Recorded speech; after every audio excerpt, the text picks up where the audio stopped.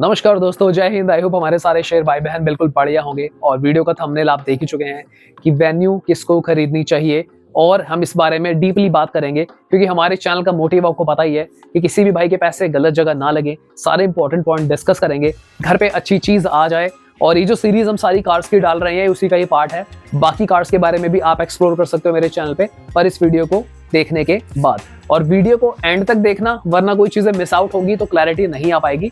तो चलो वीडियो को फटाफट से स्टार्ट कर लेते हैं। पहले वेन्यू की कुछ बेसिक बात कर लेते हैं। देखो, वेन्यू एक सब कॉम्पैक्ट एसयूवी है, ठीक है, जिसका बजट अराउंड आपका 10 लाख के आसपास स्टार्ट हो जाता है। और अगर हम बात करें इस कार की, तो ये काफी अच्छी स्पेशियस कार है, थोड़ी ऊंची कार लगती है। i20 से हायर सेगमेंट वाली कार है ये, ठीक है। तो ऐसे एज्यूम कर लेते हैं कि आप सब कॉम्पैक्ट एसयूवी में काफी सारे ऑप्शंस आप देख रहे होंगे, जिसमें सोनेट भी होगी, ब्रेजा भी होगी, नेक्सॉन भी होगी। और अब तक आप थोड़े से खज्जल या फिर पजल कंफ्यूज हो गए होंगे कि मैं क्या लूं, मुझे क्या एक्चुअली में लाना चाहिए। तो यार मैं ना यहाँ पर वही पॉइंट्स के बारे में बात करूंगा जो रियली मैटर करते हैं। मैं छोटी मोटी चीजों में नहीं जाऊंगा कि इसमें स्लाइडर वाला आर्मरेस्ट नहीं है और इसमें मुझे लगता है कि थोड़ी सी फिट एंड फिनिश सही नहीं है। मैं ये वाली बातें नहीं करूंगा और जरूर इसके लिए बहुत सारे यूट्यूबर्स हैं। तो काम की बात ये करते हैं, आज की डेट में सबसे पहले ना कंज्यूमर सेफ्टी देख रहा है। देखो, ग्लोबल एनकैप, जिसको हमने नाम दे दिया कि ग्लोबल एनकैप 5 स्टार है या नहीं है। तो इस सेगमेंट में जो टॉप की 2 कार्स है ना, जिसको मान लेते हैं पुष्पा और रॉकी भाई, अपनी टाटा नेक्सॉन और ब्रेजा, ठीक है। तो यहाँ पे टाटा नेक्सॉन आपको दे देती है 5 स्टार सिक्योरिटी, और उसने अपना गेम ऐसा नॉच कर रखा है, टॉप नॉच, बिल्कुल ना वायरल हो गया वो कि भाई 6 एयर बैग है, 5 स्टार है, टाटा का टैंक है। कंपैरेटिवली जो ब्रेजा है वो भी कोई वीक कार नहीं है, उसमें आपको ग्लोबल एनकैप 4 स्टार मिलती है, ठीक है। और वो भी काफी स्ट्रॉन्ग कार है क्योंकि उसकी जो पुराना वाला प्लेटफॉर्म था उसमें कुछ चेंजेस करे हैं, तो उसकी भी सिक्योरिटी गेम अब ठीक कर दी उन्होंने। और अगर हम बात करें वेन्यू की, तो अपनी वेन्यू भी यहाँ पर आ जाती है 3 स्टार ग्लोबल एनकैप, ठीक है। 3 स्टार थोड़ा सा पुअर रेटिंग में चला जाता है, पर देखो इसका मतलब ये नहीं है कि अब वो कार नहीं बिकती। कहने को तो वैगनआर बिक रही है, स्विफ्ट बिक रही है, बलिनो बिक रही है, उनकी भी सेफ्टी रेटिंग भी बहुत अच्छी तो है नहीं, है ना। सेल्टोस बिक रही है, क्रेटा कितनी बिकी है, उनकी भी 3 स्टार ही थी।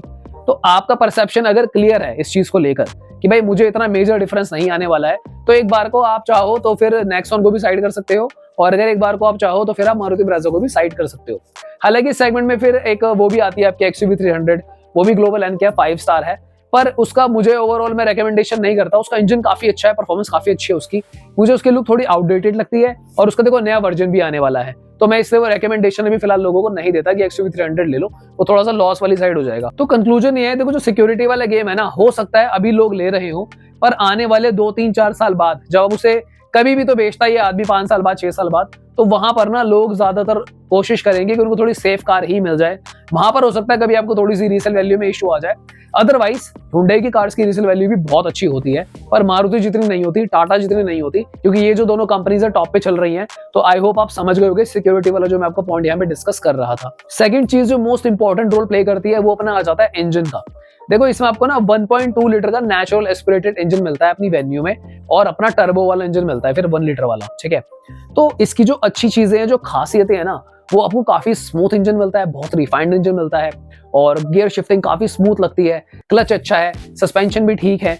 पर अगर आप इसको कंपेयर करते हो ब्रेजा से, ब्रेजा में आपको वहां पे 1500 सीसी का इंजन मिल जाता है, ठीक है, जो एक बड़ा इंजन हो गया आपका। पर ऐसे भी कह सकते हैं कि बड़े इंजन की लाइफ ज्यादा होती है, वो सब्जेक्टिव है। तो खराब करने वाले को तो देखो 2000 सीसी दे दो, ऊट पटांग चलाएगा, गियर तोड़ेगा, कुछ भी करेगा तो वो खराब हो सकता है। नेक्सॉन में आपको मिलता है 1.2 लीटर का रेवोट्रॉन, ठीक है, पर उसमें 3 सिलेंडर है, तो लोगों को थोड़ा वाइब्रेशन फील हो जा रही है, किसी को लगता है थोड़ा नॉइसी इंजन हो जाता है वो जब 100 के ऊपर स्पीड चली जाती है, तो है ना। पर यहाँ पर आपको ना थोड़ी सी पावर कम फील हो सकती है वेन्यू में जब ओवरटेक वगैरह करते हुए। अगर आप कोई हैवी ड्राइवर, आपको भगाने का शौक है, तो अगर आप नॉर्मल चलाने वाले हो तो काफी अच्छी कार है, 120 तो इजीली कर लेती है, ऐसी कोई दिक्कत नहीं है ना। क्योंकि ये सब कॉम्पैक्ट है, 4 मीटर कार है ना, सब कॉम्पैक्ट एसयूवी। उसके अंदर ज्यादातर जो कंपनीज है ना, देखो नेक्सॉन तभी 1.2 लीटर दे रही है, वो भी समझती है कि टर्बो देना जरूरी है एटलीस्ट, क्योंकि कार का साइज बड़ा हो गया।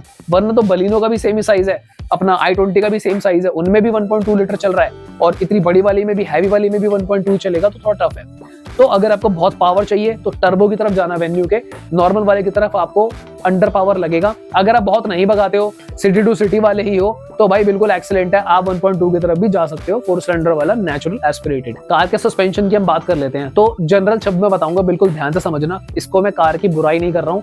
एक तो मेरी वीडियो देखकर जो लोग कमेंट करते हैं ना बुराई कर दी, आप प्लीज बातों को ध्यान से सुना करो, बुराई के भी कुछ मैं लॉजिक समझाता हूँ। तो वेन्यू के केस में जो सस्पेंशन है ना, जब मैंने पर्सनली वेन्यू चलाई तो मेरे को वो एज कम्पेयर टू ब्रेजा और नेक्सॉन उतना परफेक्ट नहीं लगा, बट इसका मतलब ये नहीं है वो खराब है, क्योंकि मेरे को ना वो जैसे i20 हो गई या फिर कोई स्विफ्ट हो गई बलिनो, उनसे तो वो काफी ऊपर लगा है ना। तो मैं ये कह सकता हूँ कि 10-20% वो हल्का सा आपको लगेगा सस्पेंशन का, वो भी आप तभी फील कर सकते हो जब आपने काफी ड्राइविंग करी हो, आपको काफी सालों का एक्सपीरियंस हो, वरना तो पता चलने भी नहीं वाला आपको। तो अगर तो आप कोई ऐसे बायर थे जो दूसरी कार तीसरी कार खरीद रहा था वेन्यू, उसके लिए मैंने पॉइंट डाला है। अगर आप न्यू बायर हो तो सस्पेंशन बढ़िया है, कोई टेंशन मत लेना। कार की अगर स्टीयरिंग रिस्पॉन्स की बात करूं, मैं कार के क्लचिंग की बात करूं, ब्रेक सब कुछ बहुत बढ़िया है, बिल्कुल टेंशन लेने की कोई जरूरत नहीं है। अगर हम बात करें कार में स्पेस की तो 3 लोग आराम से बैठ सकते हैं, पर अगर आपको फैल फैल के बैठना हो तो उसके लिए ब्रेजा लेनी पड़ेगी या फिर नेक्सॉन लेनी पड़ेगी। स्पेशली अगर मैं ब्रेजा की बात करूं तो इस सेगमेंट में सबसे ऊंची कार है वो, स्पेस भी उसका काफी अच्छा है, और नेक्सॉन काफी चौड़ी कार है, उसका भी थोड़ा सा स्लोपिंग का इशू है। पर आप बैठना, किसी की बातों में मत जाना कि कोई स्पेस का क्या कह रहा है, क्योंकि आपके फैमिली मेंबर्स की हाइट, आपकी हाइट सब अलग हो सकता है।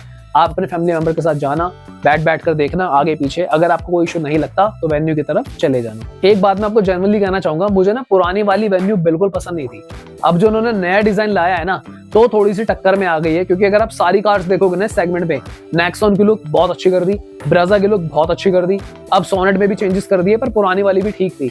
वेन्यू जो पुरानी वाली थी थोड़ी सी आउटडेटेड लगती थी मुझे, जैसे कि XUV 300 अभी भी आउटडेटेड है, और महिंद्रा इतना लेट चल रही है सेगमेंट में भाई, पता नहीं कभी आएगी, कभी बिकनी शुरू होगी, इसलिए मैं वीडियो बनाता ही नहीं। और कुछ लोग मुझे कहते थे कि आप महिंद्रा का पार्शियलिटी करते हो, उनका नाम ही नहीं लेते। अब मैं क्या करूं बताओ, थार 5 डोर देख लो, अभी तो कोई खबर नहीं है। एक मेजर पॉइंट यहाँ पर आ जाता है रीसेल वैल्यू का। हालांकि कई लोगों को ये भी लगेगा कि भाई हम बेचने के लिए थोड़ी ही नहीं ले रहे हैं, पर भी मेरी ये बात ना बाद में याद आएगी। 5, 6, 7 साल बाद कभी ना कभी ऐसा वक्त आता ही है जब आप प्रो ड्राइवर हो जाते हो, बहुत बढ़िया गाड़ी भगाने लगते हो और आपको गाड़ी चेंज करनी होती है, तब आप जरूर चाहोगे आपको बेस्ट रीसेल वैल्यू मिले, ताकि आप वो पैसा डालकर नई कार ले लो, है ना। तो इसमें जो टॉप पे गेम चल रही है वो मारुति की चलती है रीसेल वैल्यू में, साफ सी बात ये है। ब्रेजा की सबसे ज्यादा रीसेल वैल्यू है, नेक्सॉन की उसके बाद आ जाती है, 3rd नंबर पे आप कह सकते हो हुंडई की रीसेल वैल्यू है। हालांकि इसमें कई सारे फैक्टर्स भी होते हैं। अगर तो देखो आप जल्दी ही बेच दोगे, 2 साल में कम चला के 10,000 किलोमीटर, तो इसकी रीसेल वैल्यू बढ़ जाएगी। पर स्टैंडर्ड नॉर्म्स केयर में बात करूं, 4-5 साल में बेचोगे तो रीसेल वैल्यू इसकी अच्छी है, पर बिल्कुल मारुति टाटा जैसी वाली गेम वाली बात इसमें आपको नहीं मिलने वाली है। हालांकि सेफ्टी का एक पॉइंट मैं ऐड करना चाहूंगा कि अब Hyundai ने ऐसा कर दिया है कि आपको बेस मॉडल से ही ना 6 एयरबैग मिलते हैं, तो इतनी सेटिस्फैक्शन तो आपको रहेगी कि आपकी फैमिली के पास एयरबैग्स की सिक्योरिटी रहेगी, तो उसको आप एक ड्यूअल प्रोटेक्शन कह सकते हो। अगर हम बात करें कार के बूट स्पेस की, तो बूट स्पेस भी इसका ठीक है, अराउंड 350 लीटर है। इस सेगमेंट में इतना ही रहता है, किसी का 375 है, किसी का 350, 325 है। मैं इसको तो डील ब्रेकिंग नहीं मानता, क्योंकि अगर आपको कार पसंद आ गई है, आपको सब लुक वगैरह पसंद आ गई है, तो इतना थोड़ा मोड़ा बूट स्पेस से तो कॉम्प्रोमाइज हो ही जाएगा। और 20 लीटर में क्या ही रख लोगे, 20 लीटर की वो तो बोतल होती है पानी की जो आती है, इतनी जगह मान लो। और थोड़ा सा डील ब्रेकिंग लगता हो तो भाई छोड़ देना, किसी और कार पे चले जाना, वो आपकी चॉइस है। अब हम बात कर लेते हैं कार के माइलेज की, और माइलेज वाले सेगमेंट की। जिसका 1.2 वाला नेचुरल एस्पिरेटेड इंजन है, काफी अच्छी माइलेज आपको दे देता है। हालांकि इस सेगमेंट में जो कहते हैं कि ब्रेजा की माइलेज सबसे ज्यादा निकल कर आती है, बट मैं इस चीज को सब्जेक्टिव भी मानता हूं कि आप चलाते कैसे हो। अगर आप अच्छे तरीके से एक्सेलरेशन जानते हो, टाइम पे गियर शिफ्टिंग जानते हो, क्लच को यूज करना जानते हो, कब एग्जैक्टली उसको बैलेंस करना है, तो आप इस वेन्यू से भी काफी अच्छी माइलेज दे सकते हो। तो ऐसा तो कुछ नहीं होता, देखो कि कोई 10 किलोमीटर का फर्क आ रहा हो, 2-3 किलोमीटर ऊपर नीचे चलता है, क्योंकि सारी कारें ना सेम साइज की ही है ना। तो सेगमेंट का जो साइज होता है उसकी एवरेज आसपास ही रहती है, तो 2-3 किलोमीटर के ऊपर देख लेना। अब आपको सारी कार की स्टडी कर लेना भाई, कि अगर वो डील ब्रेकिंग लगता हो तो उसके अकॉर्डिंगली अपने स्टेप्स ले लेना। एक चीज वेन्यू की मैं आपको बता दूं, वेन्यू के इंटीरियर्स की गेम बहुत अच्छी है, इंटीरियर्स काफी अच्छे हैं। जो उसका इंफोटेनमेंट सिस्टम आता है उसकी क्लैरिटी काफी अच्छी है। कैमरा जो अगर आप कोई कार ऐसा अपना वेरिएंट लोगे जिसमें आपको बैक कैमरा मिलेगा पार्किंग वाला, उसकी क्वालिटी काफी अच्छी है। हॉर्न की क्वालिटी काफी अच्छी है, लाइट्स का रिस्पॉन्स काफी अच्छा है, विजिबिलिटी काफी अच्छी है। तो ऐसा नहीं है कि कार में सिर्फ बुराइयां ही है, काफी सारी अच्छी चीजें भी हैं। प्लास्टिक की क्वालिटी जो इंटीरियर्स की काफी अच्छी मुझे लगती है, दिखने में प्रीमियम लगती है, क्लासिक लुक देती है। तो वो लोग जो मारुति की थकी हुई लुक देख देख के थक गए अंदर से, क्योंकि मुझे पर्सनली भी मारुति के इंटीरियर बहुत ही बेकार लगते हैं। अभी भी वो बाबा आदम जमाने के टुक टुक चलते आ रहे हैं, पता नहीं वो कब चेंज होंगे। इतनी रफ ब्लैक इंटीरियर होता है वो, उस पर कपड़ा जितना मर्जी मार लो, नई गाड़ी भी ऐसा लगता है कि घिसी हुई आई है ना। तो यहाँ पर आपको अच्छे इंटीरियर मिल जाते हैं, क्लासिक लुक मिल जाती है। क्योंकि Hyundai किया उसकी भी गेम थोड़ी सी अपी है, किया की भी दोनों भाई बहन ही है, तो वो इंस्पायर है एक दूसरे से वहां पे, तो अब देख लेना। बाकी टाटा के इंटीरियर्स भी मुझे अच्छे लगते हैं, पर वो टॉप मॉडल के अच्छे लगते हैं मुझे, नीचे वालों का तो इनका भी यही हाल है। अगर हम बात करें कार के टायर प्रोफाइल की, अगर आपको ऐसे शख्स हो ना जो इस सेगमेंट में सबसे अच्छा टायर प्रोफाइल चाहता है, तो वो आपको ब्रेजा में मिलता है। देखो उसके अंदर 215 वाला टायर आता है, ठीक है, और उसका एलॉय का साइज भी ज्यादा है। बाकी फिर उसके बाद नेक्सॉन का आता है साइज अलॉय का, फिर थर्ड नंबर पे आपका आता है, इन दोनों का सेम है, सोनेट और वेन्यू का जो टायर साइज है वो सेम है, तो वो कोई डील ब्रेकिंग नहीं है। उससे फर्क क्या पड़ता है, वो ओवरऑल हैंडलिंग और डायनामिक्स में थोड़ा सा पड़ता है, थोड़ी सी ऊंची और एसयूवी वाली फीलिंग आती है, टायर थोड़ी सी और उड़ जाती है, तो वो आप देख लेना। क्योंकि इसमें जो अगर हम ग्राउंड क्लियरेंस की भी बात करें ना, तो आई थिंक इसकी 195 mm है वेन्यू की, और जो बाकी कार्स है इनकी रेंज इतनी ही रहती है। टाटा की सबसे ज्यादा है, नेक्सॉन की 205, ब्रेजा की 200 है, तो इसकी 195 है। तो आपको पता ही है ग्राउंड क्लियरेंस क्या होता है, जमीन से लेके जो इंजन की दूरी होती है। तो आप अगर कोई ऐसे इलाके में रहते हो जब बहुत ही ज्यादा उबड़ खाबड़ हो, तो वहां पे ग्राउंड क्लियरेंस मैटर करता है। तो अब उसको देख लेना आपके लिए कितना मैटर करता है, ज्यादा करता है, डील ब्रेकिंग है तो मत लेना वेन्यू, अगर मैनेजेबल है तो वेन्यू ले लेना। एक एडवांटेज आपको वेन्यू में ये भी मिलता है, Hyundai के अंदर आपको ना IMT गियर बॉक्स मिल जाता है, अगर आपको IMT की तरफ जाना हो तो। IMT काफी सारे और कंपनीज के पास नहीं है, और मुझे वो बहुत अच्छा लगता है।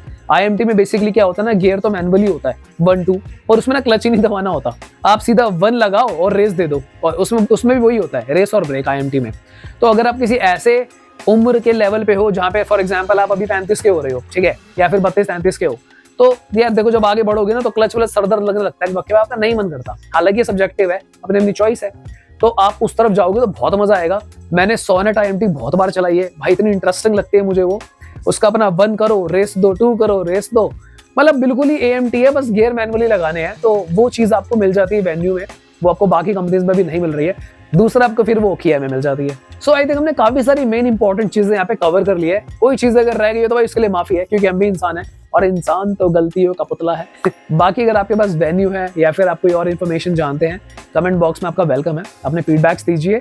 और अगर आप कोई कार ओनर है, अपनी कार का ओनरशिप एक्सपीरियंस हमारे साथ शेयर करना चाहते हैं, तो हम आपके साथ वीडियो बनाने के लिए तैयार हैं। कमेंट कर देना, हमारी टीम आपसे कॉन्टैक्ट कर लेगी। तो मिलते हैं किसी और वीडियो में। Thank you so much for watching. Channel पर नहीं हो तो सब्सक्राइब कर लेना। Bye bye, take care.